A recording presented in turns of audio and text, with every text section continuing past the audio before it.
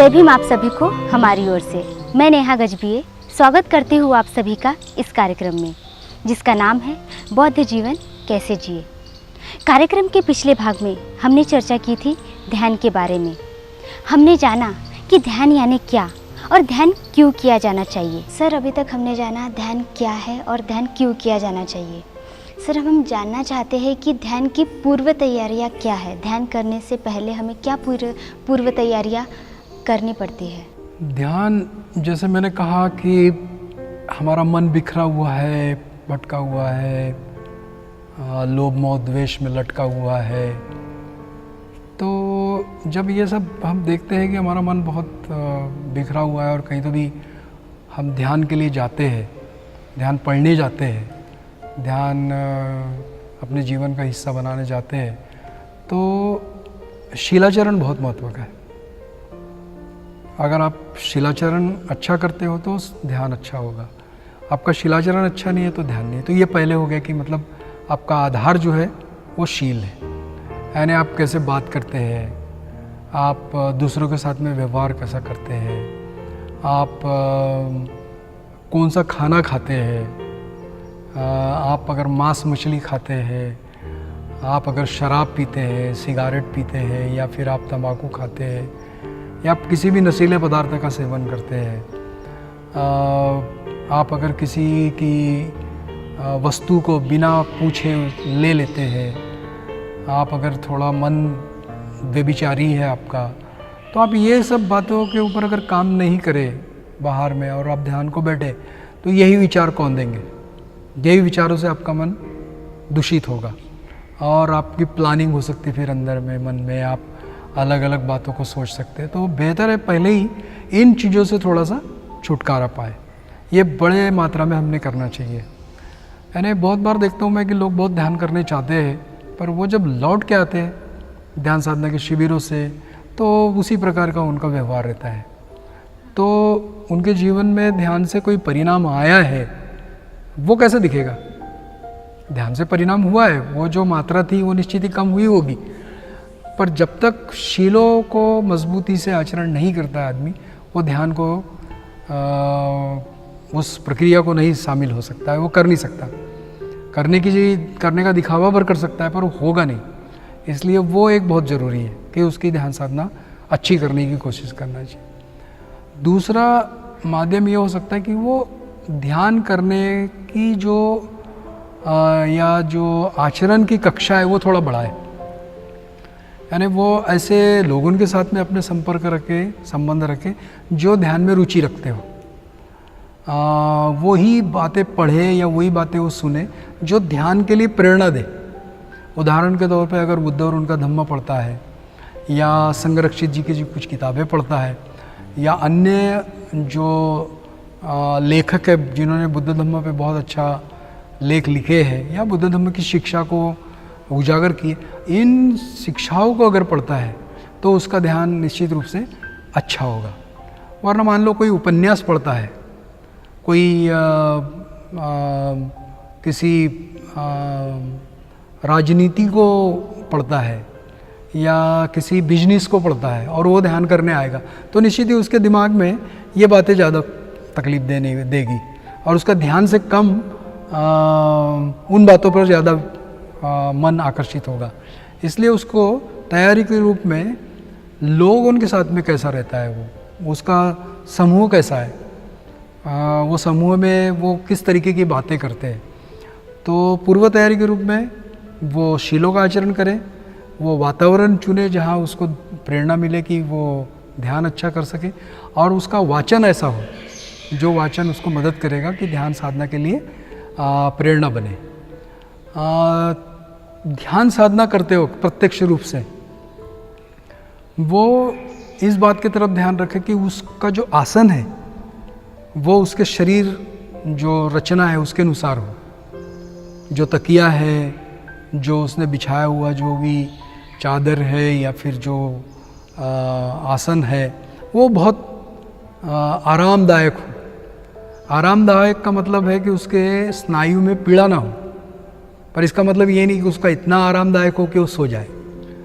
तो उसको वो संतुलन रखना पड़ेगा कि मुझे ये आसन कितना आरामदायक है।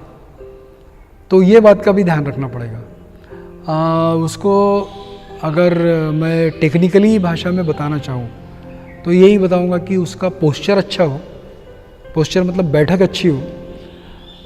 उसका आत्म परीक्षण करे वो बैठने के बाद में, जिसको इंट्रोस्पेक्शन कहेंगे। वो आत्म परीक्षण करे कि उसके मन में क्या चल रहा है, उसका मन किधर है, वो जिस बात को करने के लिए आया उस बात के लिए प्रेरित है या नहीं है, वो वाकई में वो ध्यान को पसंद करता है या नहीं करता है, उसका मन कैसा है उस समय में, तो वो आत्म परीक्षण करे। तीसरा, उसका उद्देश्य है क्या, उसका उद्देश्य क्लियर है क्या, उसको पर्पस कहा गया है, क्या वो उद्देश्य स्पष्ट है जो बात को वो करने जा रहा है। मान लीजिए कि वो आनापानसती करता है तो उसका मन उस आनापानसती करने के लिए उसके उद्देश्य को वो जानता है क्या। आनापानसती से उसकी स्मृति बढ़ेगी, आनापानसती से उसका मन एकाग्र होगा, आनापानसती से उसका मन स्थिर और शांत होगा, क्या वो आनापानसती का उद्देश्य जानता है क्या, तो उसको ध्यान में लेना पड़ेगा। अगर मान लो वो मैत्री भावना करने बैठता है तो मैत्री भावना का जो उद्देश्य है अपने द्वेष को कम करना या द्वेष को पहचानना या द्वेष से दूर रहने के लिए मैत्री भावना का विकास करना, क्या वो उस उद्देश्य को जानता है क्या। तो उस उद्देश्य को अगर वो जानता है तो वो बहुत अच्छी बात है। और फिर वो उद्देश्यों को अगर जानता है तो एक नई ऊर्जा उसमें आती है, उसमें ऊर्जा निर्माण करने की ज़रूरत नहीं होती, उसमें ऊर्जा आती। पर मान लो किसी में ऊर्जा नहीं है या उत्पन्न नहीं हो रही तो उसको उत्साह निर्माण करना पड़ेगा, उसको रुचि निर्माण करना पड़ा एक तरीके से कि हाँ मुझे ये ध्यान साधना करना ही है। और वो करने के लिए उसको थोड़ा देखना पड़ेगा कि हाँ बुद्ध ने भी ऐसा किया था, तो उसको प्रेरणा लेना पड़ेगा, बुद्ध ने ऐसा किया था, बुद्ध की शिक्षा है, मैं इसको गंभीरता से अगर करूँ तो इसका फ़ायदा होगा, इससे मुझे मिलने वाला जो अनुभव है वो बहुत बेहतर होगा, तो उससे उसको प्रेरणा मिलेगी। और जब उसको इस प्रकार की प्रेरणा या उत्साह मिला तो कहीं ना कहीं उसने एक दृढ़ संकल्प करना जरूरी है। उसको दृढ़ संकल्प, जिसको हम रिजोल्यूशन कहते हैं, वो रिजोल्यूशन या पक्का संकल्प करना बहुत ज़रूरी है कि मुझे 50 मिनट या 40 मिनट या 20 मिनट या जो भी उसके सुविधानुसार उसको जो समय वो तय करता है उस समय तक मैं बैठूंगा, मैं यहाँ से हिलूंगा नहीं, मैं यहाँ से उठूंगा नहीं। ऐसा कहीं ना कहीं दृढ़ संकल्प करना बहुत ज़रूरी रहता है। तो टेक्निकली भाषा में इसको पाइपर कहा गया है। तो पाइपर यानी पोस्चर, इंट्रोस्पेक्शन, पर्पस, एनर्जी और रिजोल्यूशन। तो ये 5 तरीके से, 5 ये शब्दों से समझो या इन वर्डों से वो अपने ध्यान की पूर्व तैयारी कर सकता है, ध्यान को बैठने के लिए पूर्व तैयारी कर सकता है। उसके लिए पूजा कर सकता है, उसके लिए सुंदर पूजा स्थान बना सकता है, उसके पसंदीदा मूर्ति या पसंदीदा बुद्ध मूर्ति का कोई जो भी पिक्चर है वो रख सकता है, या उसको प्रेरणा देने वाला कोई व्यक्ति भी हो सकता है जिसका उसने प्रवचन सुना होगा, कोई किताब उसको ध्यान में आई होगी तो उसका लेख वो पढ़ता है, बुद्ध और उनके धम्म को अगर पढ़ लेता है तो ये सारी प्रिपरेशन हो जाएगी। मगर मूल प्रिपरेशन जैसे मैंने पहले बताया वो है उसका शीलाचरण। वो शील आचरण करना बहुत ज़रूरी है। उसका शीलाचरण अच्छा नहीं हो तो वो बेचारा कुछ नहीं कर पाएगा, वो ध्यान को बुरा बोल सकता है कि कोई फ़ायदा होता ही नहीं ध्यान से, क्योंकि शील मजबूत नहीं है तो ध्यान को उसको करने की रुचि नहीं है, और करा नहीं तो बोलेगा ध्यान बेकार है, मेरे को आलस आता है, मैं उससे कोई फ़ायदा नहीं होता, और दूसरों को उंगली दिखाएगा, वो तो इतने दिन से ध्यान करते हैं, वो कोई काम के नहीं, वो तो इतने दिन से संघ के संपर्क में, धम्म के संपर्क में, उनको कोई फ़ायदा नहीं हो रहा। तो शील उसका आधार बन सकता है। तो प्रिपरेशन के रूप में या पूर्व तैयारी के रूप में उसको शील का आचरण करने की शिक्षा अपने जीवन में बड़ी गंभीरता से धारण करना जरूरी है और आचरण भी करना जरूरी है। तो इस तरीके से पूर्व तैयारी हमने ध्यान के लिए करना बहुत आवश्यक। सर, अभी तक हमने जाना ध्यान की पूर्व तैयारियाँ, और आपने हमें बताया है कि ध्यान की पूर्व तैयारियों में आनापानसती ध्यान। सर, आनापानसती ध्यान यानी क्या और इसे किस तरह किया जा सकता है? आनापानसती ये जो मैंने कहा ये एक ध्यान है जो ऐसा ग्रंथों में लिखा है कि आनापानसती के माध्यम से ही बुद्धत्व का लाभ हुआ। आनापान सती, ये पाली शब्द है, वहाँ से ये शब्द है। आना मतलब सांस लेना, पाना मतलब छोड़ना, सती मतलब स्मृति रखना। तो आने जाने वाली जो सांस है उसके ऊपर स्मृति रखना। अक्सर हमारे जीवन में हम देखते हैं कि हमें स्मृतियाँ होती है, पर किसी भी व्यक्ति को पूछो कि भाई आपकी सांसों पर स्मृति है क्या, तो होती नहीं। कई बार ऐसा सुनने में आया मुझे, बहुत बार ध्यान जो पढ़ाते हैं उन मित्रों से, कि जो हम ध्यान साधना पढ़ाते त्रिरत्न बौद्ध महासंघ में, वहाँ उनके अनुभव ऐसे मुझे कथन किए गए, या मेरे से भी मतलब वो बात संबंधित होती है कि जो प्रक्रिया से पढ़ाते हैं हम लोग 4 हिस्सों में, उसको 4 चरणों में उसको बताते हैं आनापानसति को, तो वो जो सांसों पर ध्यान रखने वाला या लक्ष्य रखने वाली जो प्रक्रिया है, उस प्रक्रिया को लोग करते ज़रूर है, पर वो क्षणिक होता है। वो ध्यान उस सांसों पर रख ही नहीं सकते। तो आनापानसति का अर्थ तो मैंने बता दिया आपको कि आना यानी लेना, पाना मतलब छोड़ना, और सति मतलब स्मृति। तो ये आनापानसति का अर्थ हुआ। पर ये कैसे किया जाता है, तो ये कैसे करवाया जाता है या कैसे किया जाता है, तो ये 4 उसकी चरण है, 4 पायरियाँ हम कहते हैं। तो ये 4 पायरियाँ या 4 चरण यानी संरक्षित जी ने विकसित किया। तो सांस शरीर के भीतर जा रही है, सांस एक ले रहे हैं और सांस छूट जा रही है। अब इसमें ना कोई ले रहा है ना छोड़ रहा है, ये तो नैसर्गिक प्रक्रिया है। नैसर्गिक प्रक्रिया को गंभीरता से देखते और गंभीरता से देखते हुए उनको गिनना। तो पहली जो चरण है, पहली जो पायरी है, वो सांस लिए और छोड़ दी। तो जो छूट गई है तो उसको एक गिनती। तो इसको 10 बार करना है, ये प्रक्रिया को 10 बार करना है। सांस लिए और सांस छूट गई तो 1 गिनती करना है। पुनः सांस भीतर गई, छूट गई, 2 गिनती करना है। फिर भीतर गई, छूट गई, 3 गिनती करना है। फिर भीतर गई, छूट गई, 4 गिनती करना है। तो इस प्रकार से 10 तक गिनती करना है और 10 के बाद पुनः 1 से शुरू करना है। तो ये प्रक्रिया लगभग जो बिगिनर्स होते हैं या जो सीखने के लिए आते हैं उनको हम 5 मिनट करवाते हैं। और फिर उसके बाद में दूसरा चरण होता है। तो दूसरे चरण में सांस शरीर के भीतर जाने के पहले गिनती करना है, सांस को लेने के पहले 1 गिनती करना है। और फिर छूट गई, फिर जब ले रहे तो लेने के पहले 2 गिनती करना है। तो इस तरीके से इसको भी 10 तक गिनती करना है। और ये भी नए जो सीखने वाले होते हैं उनको 5 मिनट तक हम करवाते हैं।